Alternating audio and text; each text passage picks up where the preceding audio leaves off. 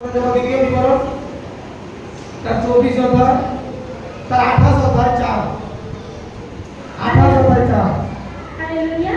তোমার শরীরের ফল, তোমার ভূমির ফল, তোমার পশুর ফল, তোমার গরুদের বৎস ও তোমার মেশিনের শাবক আশীর্বাদ যুক্ত হইবে। আমেন। হালেলুয়া। তুমি কি বলছে? কতজন শুনতিছে? কতজন শুনতিছে বাক্য?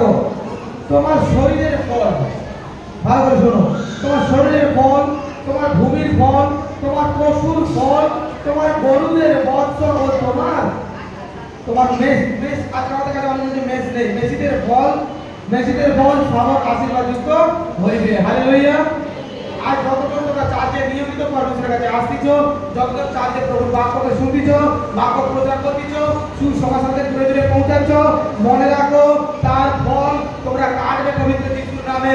তার সামর্থ্য, তার অভিষেক তোমার জীবনে থাকবে পবিত্র যিশুর নামে।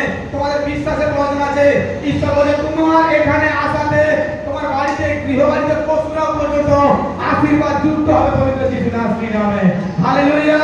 তোমার বাড়িতে, গৃহবাড়িতে পশুদের বৎস, কি বলেছে? আমার বাড়িতে একটা গরু আছে আর তার একটা বাছুর ছানা আছে। পরমেশ্বর বলে তোমার দ্বারা ওই বাছুর ছানা অভিষেক হবে।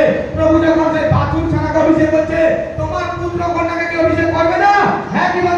পরমেশ্বর অভিষেক করবে, তোমার গৃহকে অভিষেক করবে, তোমার পরিস্থিতিকে তিনি বদলাবেন, কারণ তিনি আমার ঈশ্বর।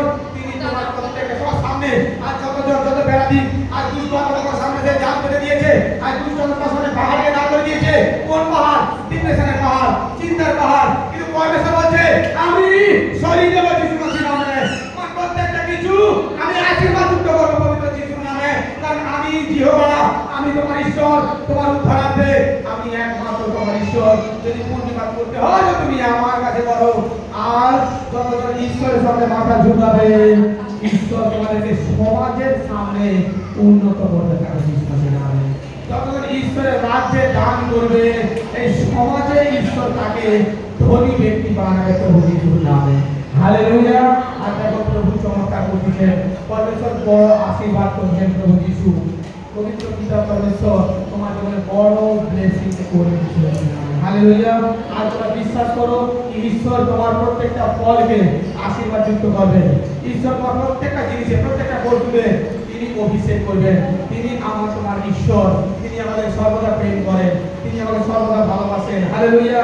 তাই তিনি আমাদের জীবনকে বদলাচ্ছেন, তিনি আমাদের প্রত্যেকটা কিছুকে বদলাচ্ছেন।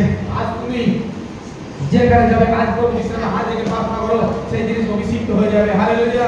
সেই জিনিসের প্রতি আজ তোমার অধিকার আসবে। আজ বাইবেল বলছে যে জিনিসে তোমার অধিকার ছিল না, সেই জিনিসে তোমার অধিকার আসবে পবিত্র যিশুর নামে। হালেলুয়া। কারণ তোমরা পরমেশ্বরের, তোমাদের মধ্যে পরমেশ্বরের সেই ক্ষমতা, সেই সামর্থ্য আছে। আমেন। তোমাদের জীবনে পরমেশ্বর প্রত্যেকটা সমস্যা যিশুর মুখে দেখাবে।